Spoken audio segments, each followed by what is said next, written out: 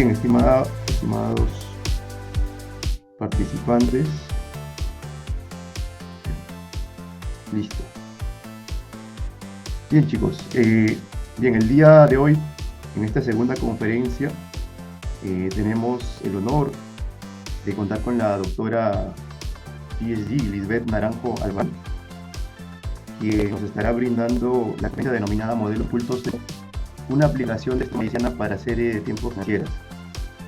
Bien, bueno, la PhD Lisbeth Naranjo Alvarán es profesora de estadística en el Departamento de Matemáticas de la Facultad de Ciencias de la Universidad Nacional Autónoma de México, la UNAM, y perteneciente al Sistema Nacional de Investigadores de CIT.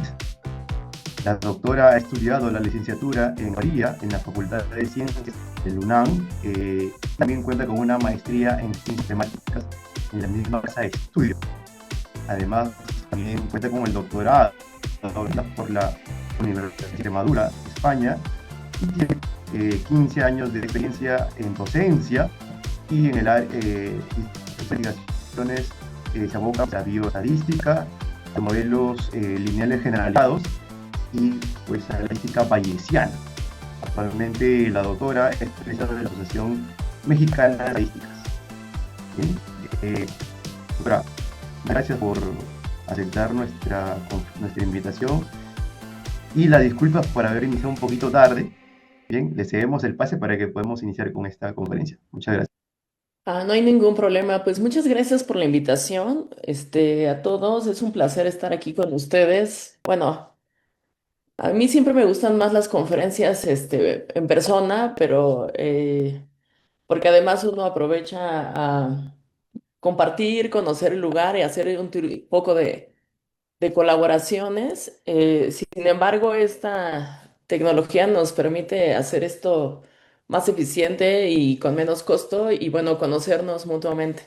Entonces yo les agradezco mucho la invitación y les quiero platicar. Mi área de expertise no es, la verdad, no es las finanzas. Sin embargo, hace un par de años, hicimos un trabajo, mi colega Lucy de la Universidad de Aguascalientes. Hicimos un trabajo, este es un trabajo más bien de divulgación para motivar a nuestros alumnos de licenciatura, sobre todo, y quizá un poco de posgrado o de especialización, a que utilicen estos métodos de estadística bayesiana y que utilicen las herramientas de Stan y que utilicen un modelo que a mí me parece que no es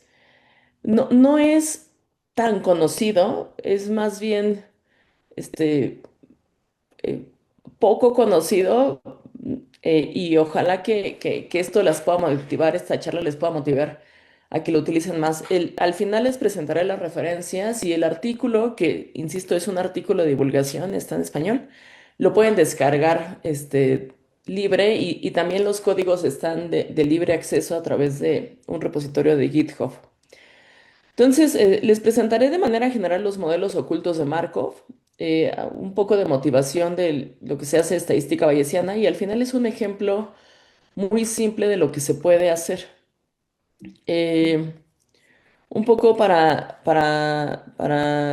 mi contenido de la plática será un resumen, será modelos ocultos de Markov.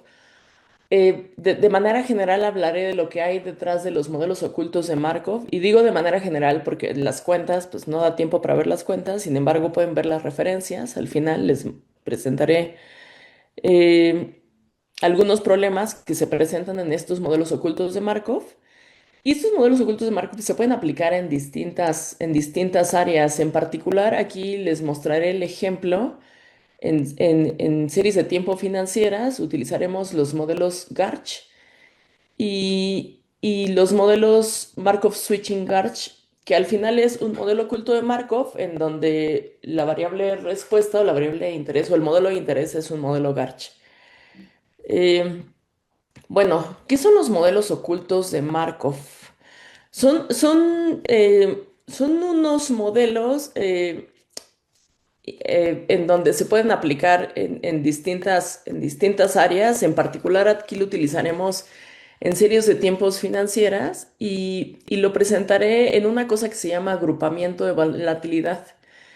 Estos agrupamientos de volatilidad formalmente en series de tiempo son como periodos de actividad en donde eh, existe una significancia en donde que tienden a ocurrir cercanamente.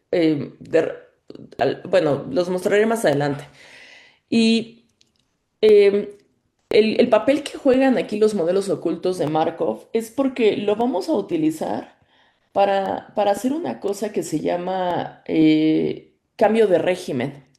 Este cambio de régimen significa que puede haber pequeñas variaciones entre el patrón que sigue el modelo de un tiempo a otro y entonces podría describir un comportamiento, pero resulta que ocurre algo, ocurre algo a nivel legal o a nivel de las circunstancias que ocurren, y entonces el comportamiento que venía trayendo la serie de tiempo ya no es el mismo, cambió. ¿Por qué? Bueno, esa razón no la sabemos. Sin embargo, nos interesa ver cuando ocurre este cambio de régimen, ocurre un cambio de patrón.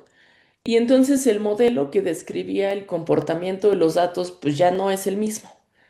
Tiene que cambiar. Lo voy a mostrar aquí a través de una gráfica. Bueno, a mí me gustan la estadística bayesiana y bueno, eventualmente también utilizo estadística frecuentista, un poco a conveniencia. Y esta estimación de la estadística bayesiana lo utilizamos con un paquete que ha tenido mucho auge en los últimos años, quizás 5 o 10 años, que se llama un paquete STAN. También en el repositorio van a poder encontrar los códigos.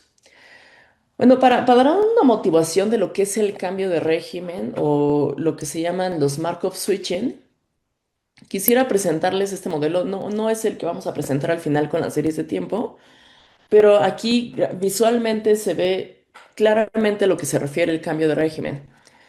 Déjenme mostrarles. La línea verde hace referencia a una cosa que se llama estado oculto. Y este es el régimen que está siguiendo, digamos, el patrón. Lo que me está diciendo es que tenemos dos estados. En verde, entonces, tenemos dos estados, estado uno y estado 2. Entonces, la serie de tiempo puede estar en el estado uno, pero eventualmente pasa al estado 2 y a lo mejor cambia del estado uno al estado 2 y después regresa al estado uno y al estado 2, ¿va? Entonces, la serie de tiempo va del estado uno al estado 2. Esto en la vida real no lo conocemos. Esto, por eso aquí se llama un modelo oculto, y en la vida real no lo conocemos. Y obviamente esta serie de tiempo está súper exagerada para que visualmente alcancemos a ver. En la vida real es un poco difícil verlo, digamos, a ojo o solo gráficamente. Y entonces nos tenemos que guiar por un poco por la estimación, ¿no? Porque si lo estuviéramos, digo, esta serie así como está, no necesitamos modelos matemáticos avanzados, pues simplemente a ojo podemos detectar, ¿no? Visualmente podemos detectar que esto está cambiando el patrón y entonces está pasando al estado uno y luego regresa al estado 2, al estado uno, al estado 2. Quiero enfatizar qué es lo que está sucediendo en el estado uno. Esta es una serie de tiempo autorregresiva, multivariada. Tengo dos series de tiempo, la serie de tiempo uno y 2 que están aquí en color azulito y negrito. Entonces, cuando la serie está en el estado uno, lo que se ve en el estado uno es que las series de tiempo están juntas, ¿no? Van pegaditas. Y más o menos su tendencia está entre el cero y uno, es una tendencia constante, va pegadita. Tienen una media más o menos del 0,5 y tienen una varianza pequeñita de tal manera que oscila, el rango de oscilación mayormente se encuentra entre cero y uno, ¿no? Entonces, este es el comportamiento cuando la serie de tiempo está en el estado uno. ¿Qué pasa cuando cambio al estado 2? Cuando cambio al estado 2, la serie de tiempo, lo que ocurre entre estas series de tiempo que están en negro y rojito, las series de tiempo se alejan. La serie de tiempo uno que está en negro, tiene una tendencia más o menos alrededor de 1,5 y la serie de tiempo 2 que está en negrito, tiene una serie de tiempo que su tendencia oscila más o menos alrededor del 2,5 Entonces se alejan, las series de tiempo ya no van pegaditas y además tienen una varianza muchísimo más grande, ¿no? O sea, si nos fijamos en el rango de variación de estas series de tiempo, están más o menos, la negrita, la serie de tiempo uno oscila entre el cero y el 2, ¿no?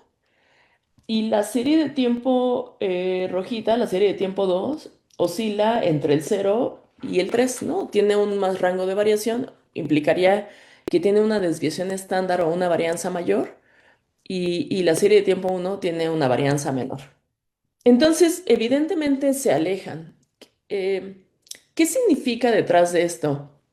El modelo matemático en el estado uno, cuando la serie de tiempo está en el estado uno, va a ser un modelo de matemático. O sea, cuando nosotros vemos la fórmula del modelo matemático que describe este comportamiento, evidentemente va a ser una serie de tiempo bivariada en donde me indique que las series de tiempo van pegadas, que tienen una tendencia muy parecida y que tienen una varianza pequeñita.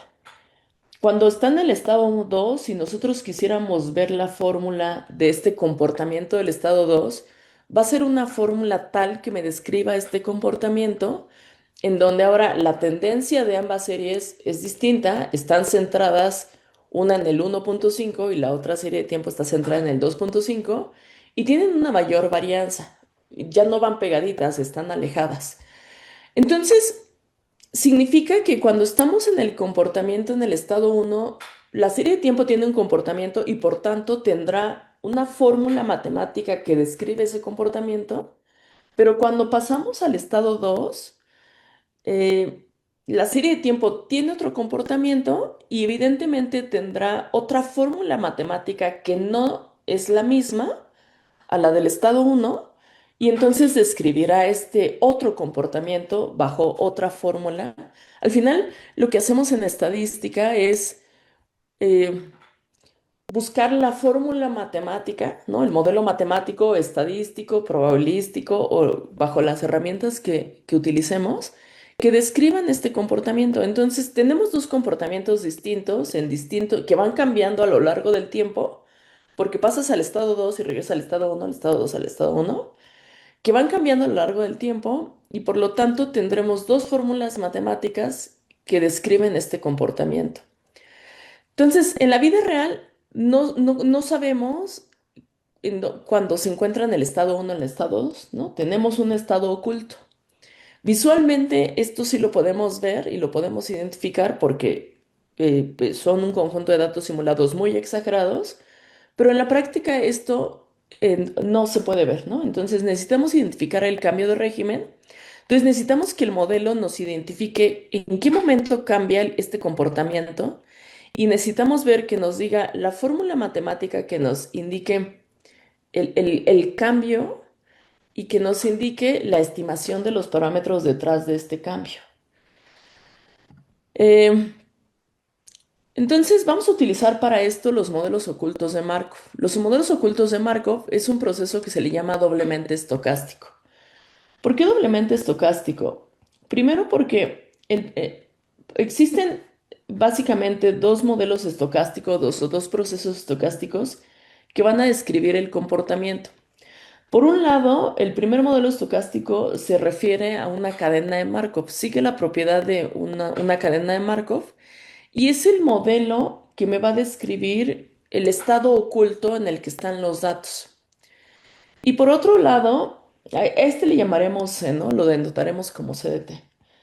Y el segundo proceso estocástico hace referencia a un proceso que depende de ese estado. Y este proceso que depende de ese estado, vamos a decirle que a este, cuando lleguemos a las series de tiempo, es al que le vamos a asignar un comportamiento tipo Garch. En la gráfica anterior era un comportamiento tipo bar, ¿no? ¿Qué comportamiento es? Bueno, depende lo que queremos modelar. Entonces, un modelo va a hacer referencia a los estados ocultos y otro modelo va a hacer referencia a las observaciones que van a depender directamente del estado oculto. Entonces, gráficamente lo podemos visualizar así. Por un lado tenemos los estados ocultos, que son el proceso estocástico C, que van a ser básicamente variables latentes, y estas variables latentes van a indicar el comportamiento que tiene una propiedad de Markov, y por otro lado van a ser los valores observados, que son estos valores C a los que se refiere esta. Aquí hay una importante relación, esta gráfica cíclica dirigida es importante y en el sentido de que las flechas indican un estado de dependencia, una relación de dependencia. Gráficamente esto hace referencia a probabilidades condicionales. Entonces, por ejemplo, C2 depende condicionalmente de C1. Entonces, en términos de probabilidades diríamos que C2 depende condicionalmente de C1. Entonces, la probabilidad de C2 condicional a C1. Por ejemplo, X1 depende condicionalmente de C2. La probabilidad de X1 está condicionada al proceso oculto C1. Y así nos podríamos ir con este sentido de dependencia. Este sentido de dependencia condicional es importante porque nos va a permitir construir la verosimilitud. Otra cosa importante que hace referencia aquí es los nodos que están en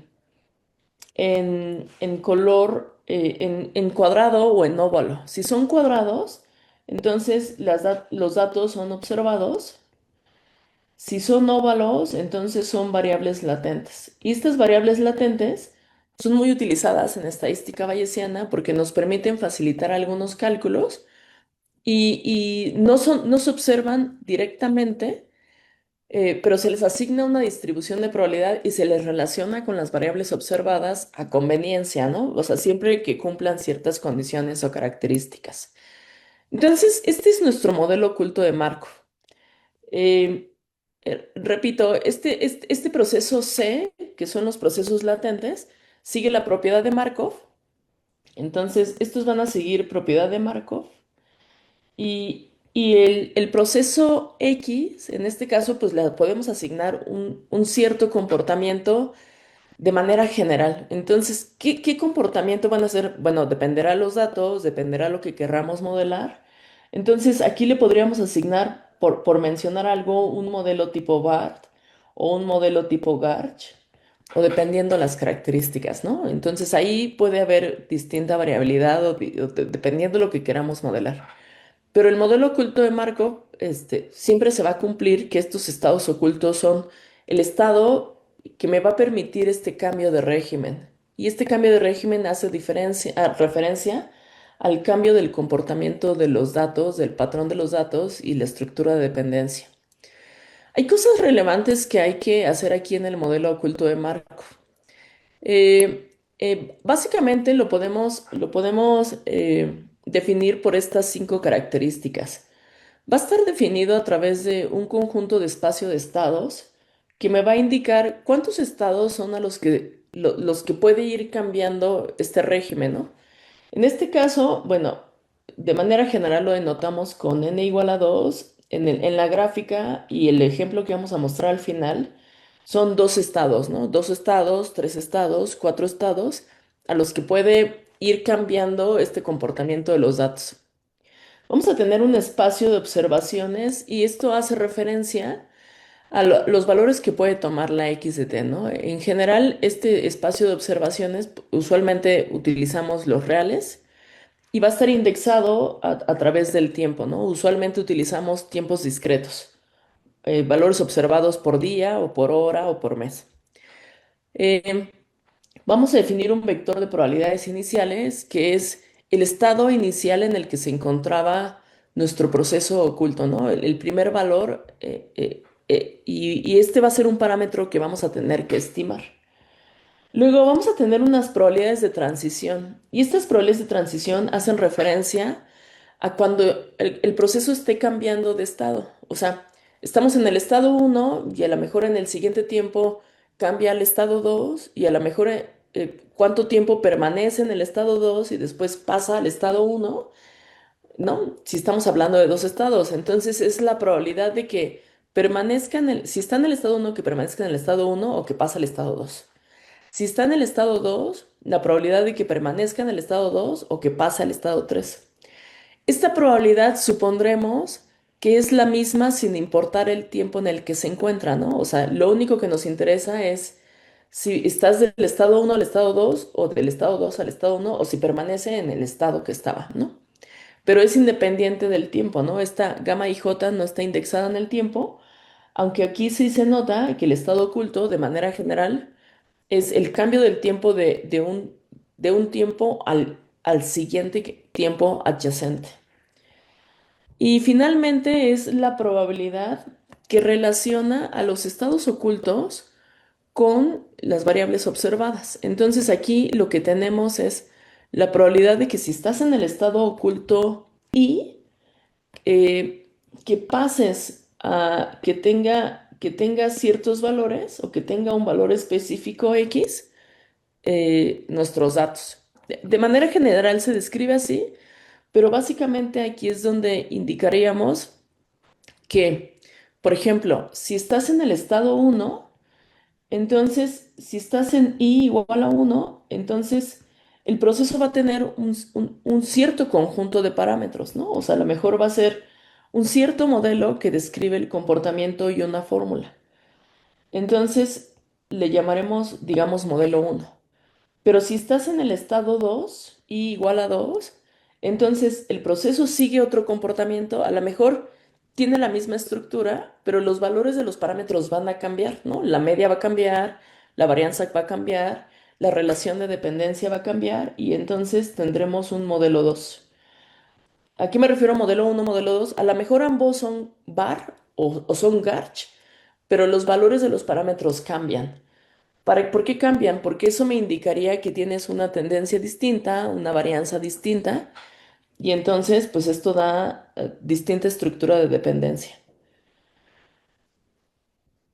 Luego, entonces vamos a tener estos cinco parámetros, podemos construir la verosimilitud. Esta verosimilitud está bastante resumida, bueno, podemos ver en detalles en libros y todo.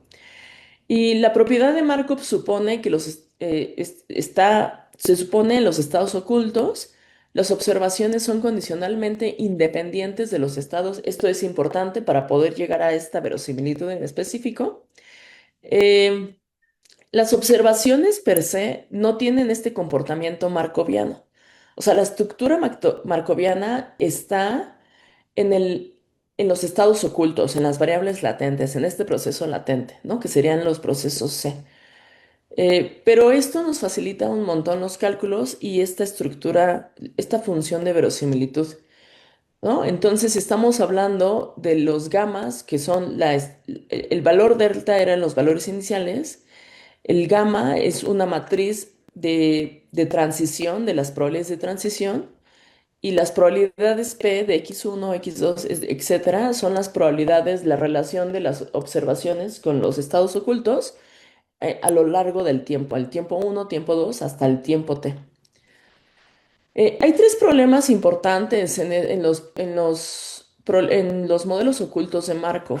Entonces, hay distintos algoritmos en los que se pueden obtener y solamente para dar una idea, los denotan así. Hay un libro que voy a citar al final, voy a referenciar al final, y que los define de esta manera.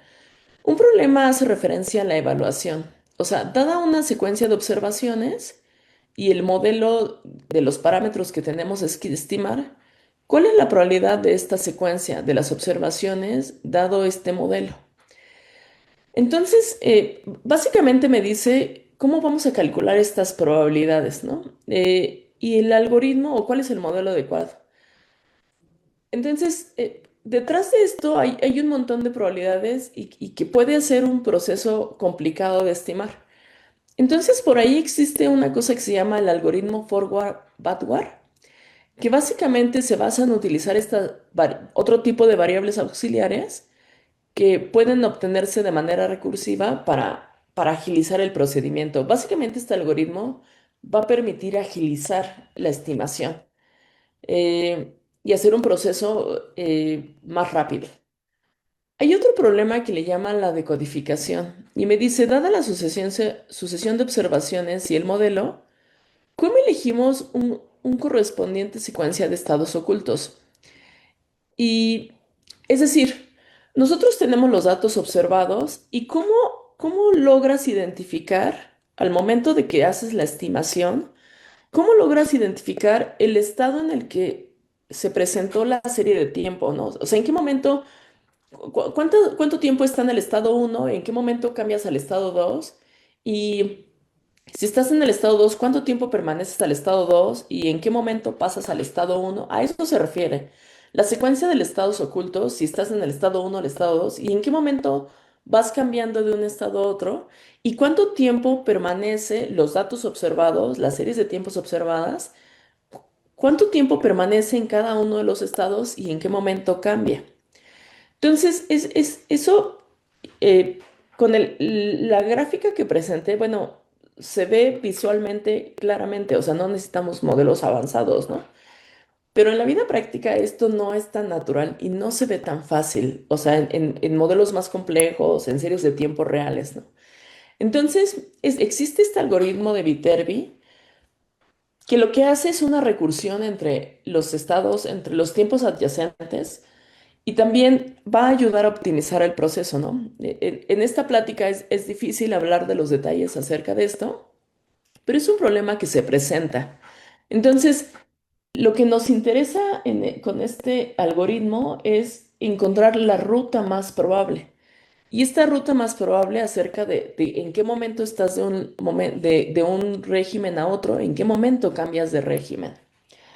Y finalmente, el último problema que se presenta es el problema de aprendizaje, el problema de cómo estimar los parámetros o ajustar los parámetros del modelo. Usualmente se utiliza una máxima probabilidad. Se pueden utilizar algoritmos con algoritmo M, que usualmente por naturaleza se utiliza mucho en estadística frecuentista, pero también lo podemos utilizar y hacer una estimación bayesiana. Entonces aquí es cómo estimamos los parámetros y bueno, también se puede utilizar muestreo de Gibbs, por ejemplo, o se pueden utilizar algoritmos MCMC para la estimación de estos parámetros. Entonces, aquí utilizamos estadística bayesiana y utilizamos el paquete STAN. Eh, bueno, ahora para dar una introducción a las series de tiempo, lo que vamos a hacer en la práctica es cuando observamos una serie de tiempo, nos interesa encontrar un proceso, digamos, entre comillas, verdadero, pero sabemos que en estadística lo que buscamos son modelos adecuados que nos permitan dar una fórmula matemática, una fórmula, ¿no? Un proceso estocástico que nos permita ayudar a buscar la relación y la estructura de dependencia que tienen los datos observados. Entonces, la idea detrás de la teoría de series de tiempo es estudiar y construir estos modelos, ¿no? Estos modelos que nos permitan entender las características de dependencia o la dinámica de la serie de tiempo observada. Entonces vamos a dar un conjunto índice que son los tiempos que se observaron. Estos tiempos pueden ser días, meses, horas. Usualmente utilizamos tiempos discretos en este tipo de series de datos. Y una serie de tiempo va a ser una sucesión de observaciones que son ordenadas e equidistantes, ¿no? Ordenadas en el tiempo y que tienen el mismo tiempo de seguimiento. Entonces, las series de tiempo básicamente son procesos estocásticos que los trabajaremos a tiempo discreto y de manera general, pues para estos modelos ocultos de Markov podemos utilizar distintos tipos, estructuras de dependencia de las series de tiempo. En específico, para los datos financieros se presentan dos cosas importantes que son las que vamos a utilizar con estos modelos ocultos de Markov.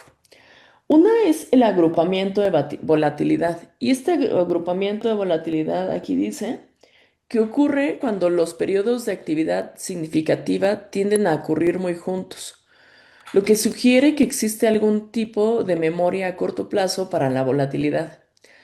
La volatilidad es esta varianza que ocurren en estas series de tiempo. No sé, déjenme poner aquí una gráfica.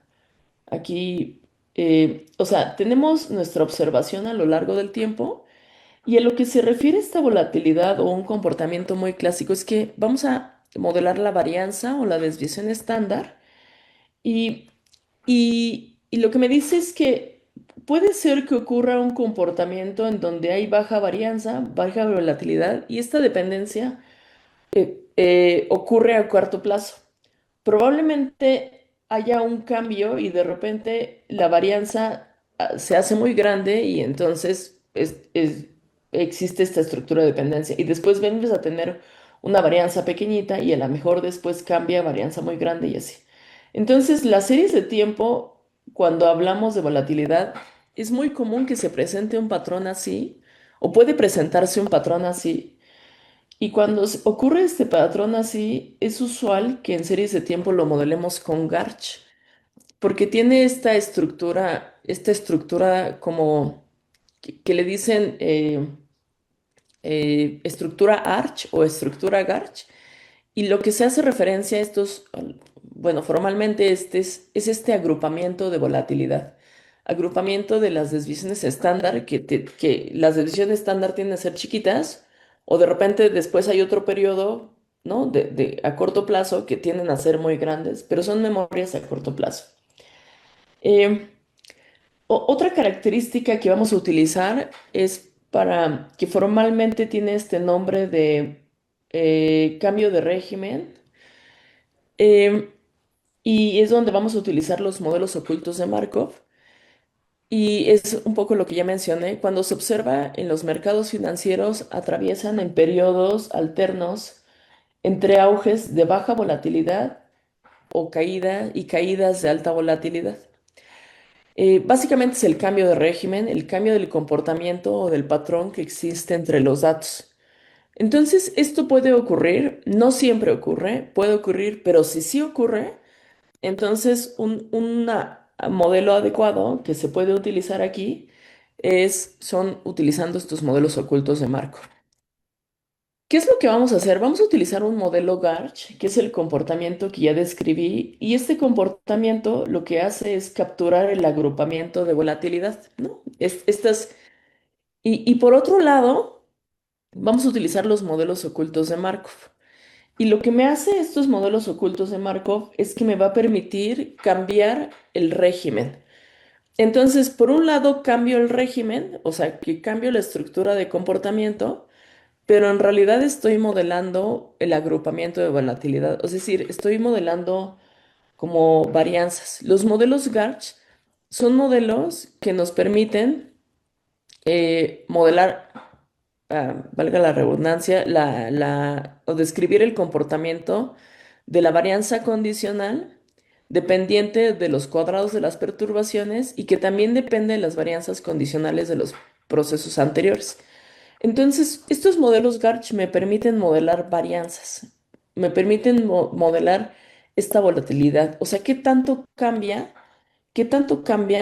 de un momento a otro, o sea, hay cambios chiquitos o hay cambios grandes.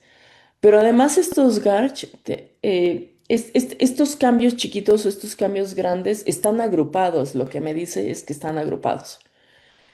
La fórmula para estos modelos Garch es de este tipo. O sea, déjenme enfatizarlo aquí o remarcarlo aquí. Lo que estamos modelando es la varianza de mis datos, de mis ganancias, por ejemplo, pueden ser. Y esta varianza la relacionamos al valor original elevado al cuadrado, ¿no? Al valor original o a la ganancia original al cuadrado y la varianza que ocurrió en el tiempo anterior. Entonces, este formalmente es un Garch tipo 1-1, ¿no? Podríamos agregarle más estructuras de dependencia y podríamos agregarle un Garch tipo 1-2, Garch 2-1 o Garch 2-2.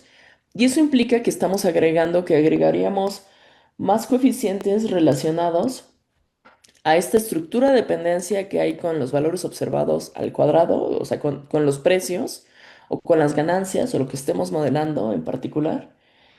Eh, y este está relacionado con este índice, ¿no? Pero si agregamos más términos relacionados con la estructura de dependencia de la varianza, también lo podemos hacer, ¿no? Es usual que los modelos Garch tengan una estructura de dependencia, lo más común es hasta un grado de 2 y 2, un grado de dependencia. Poner más grados a veces en general no es necesario, ¿no? También lo que se puede hacer con estos modelos Garch es cambiar la distribución, ¿no? Aquí estoy presentando una fórmula en donde la distribución es normal. Sin embargo, también es usual utilizar una distribuciones, por ejemplo, T-de-Student o una que se llama gamma normal generalizada o también se le conoce con el nombre de exponencial, power exponencial. También se pueden utilizar distribuciones asimétricas o sesgadas porque para indicar que las altas y las bajas no tienen la misma simetría y bueno, pues se puede cambiar la distribución. Eh, ¿Qué pasa cuando introducimos el Markov switching? Cuando introducimos el Markov switching, lo que estamos diciendo es que hay un cambio de régimen. Aquí estamos agregando una nueva indexación, un superíndice K, para decir que cuando estás en el estado uno, cuando estás en el estado uno o cuando estás en el estado 2, esto hace referencia a una variable, al régimen en el que se encuentra. Entonces, y esta va a ser una variable categórica y esta va a estar modelada por esta probabilidad de transición. Entonces, si estás en el estado uno, tu modelo Garch va a ser una fórmula, ¿no? Y va a ser una fórmula, es decir, estos parámetros con superíndice K no necesariamente van a valer lo mismo cuando K es igual a uno o cuando K es igual a 2, ¿no? O sea, si tenemos dos régimen, o sea, dos estados ocultos, entonces estos alfas y betas van a tener otros valores cuando están en el estado uno y van a tener otros valores cuando están en el estado 2. Y si cambian estos valores, quiere decir que va a cambiar la media, va a cambiar la varianza, va a cambiar esta estructura de dependencia. Aunque el modelo Garch sea un modelo Garch 1-1, pero estamos cambiando los valores de los coeficientes de regresión. Y al cambiar estos valores de los coeficientes de regresión, pues cambia el grado de dependencia, cambia la volatilidad, cambia la varianza, ¿no? Del modelo per se. Entonces, va a cambiar la varianza y entonces las volatilidades, la estructura de dependencia de estas volatilidades va a ser distinta cuando estás en el estado uno a cuando el proceso está en el estado 2. Entonces, esta estructura de dependencia de las varianzas está cambiando. Cuando estás en el estado uno tiene una estructura de dependencia, pero cuando estás en el estado 2 tiene otra estructura de dependencia. No necesariamente es la misma y eso va a cambiar de los valores que le estemos dando a estos parámetros alfa uno y alfa 2. Entonces la fórmula cambia, bueno, los valores de la fórmula cambian, esos son los valores, ¿no? Entonces, esto es lo que hace un Markov Switching Garch 1-1. Formalmente este es el nombre, Markov Switching Garch. ¿Qué es lo que hay detrás? Es un modelo de Markov oculto con respuesta modelada por un Garch o por Garch, por dos Garch si tenemos dos estructuras de dependencia. Entonces vamos a tener que estimar estas probabilidades de transición. Eh, Esta es una cadena de Markov homogénea y es homogénea porque va a ser la misma probabilidad a lo largo del tiempo. O sea, estas probabilidades de transición son independientes en qué tiempo estás, ¿no? Si lo cambiáramos sería algo mucho más complejo. Vamos a tener las varianzas condicionales que van a ser modeladas tipo Garch. Eh, y estos Markov switching guards son los cambios de régimen en los procesos de retorno, ¿no? En los procesos, las varianzas. Son procesos estocásticos que gobiernan los procesos de mercado en diferentes, durante los tiempos de estrés, cambiando las probabilidades. Estos se pueden utilizar y nos permiten identificar o diferenciar los procesos subyacentes cuando estamos durante las crisis o cuando no hay crisis, ¿no? En los mercados financieros, cuando hay, cuando se presentan estas crisis o cuando está en un estado más estable y se podría identificar. Entonces, un ejemplo es como este. Son las series de tiempo de los precios de IBM. Del lado izquierdo están las series de precios y del lado derecho se encuentran el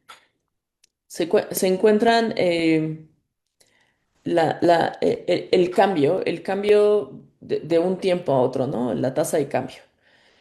Entonces, aquí, a- eh, formalmente, como vamos a modelar volatilidades, lo que nos interesa es modelarlas en este cambio, ¿no? En este cociente, que básicamente es la razón de cambio del precio al tiempo t sobre la razón del cambio sobre el tiempo al tiempo t menos uno.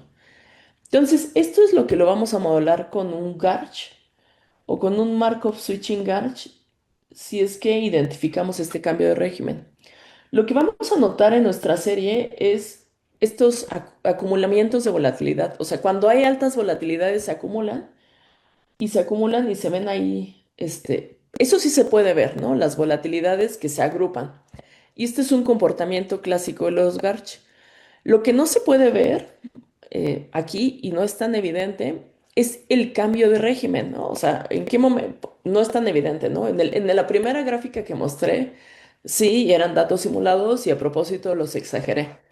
Pero en esta serie que es real, ya no se puede ver si existía un cambio de régimen o no, no es tan claro. Entonces, lo que hicimos en este ejemplo es, bueno, estimar nuestro proceso, estimar nuestro Markov Switching Garch, y lo que nosotros podemos identificar es la probabilidad cuando el proceso está en alta volatilidad o en baja volatilidad. Aquí le podemos decir alta volatilidad o baja volatilidad, que básicamente es nuestro modelo cuando estás en el estado uno o cuando estás en el estado 2.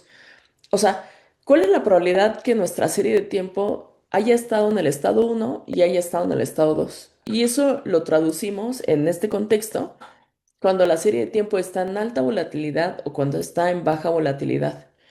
Y estas probabilidades pues las estamos estimando a través de nuestro modelo.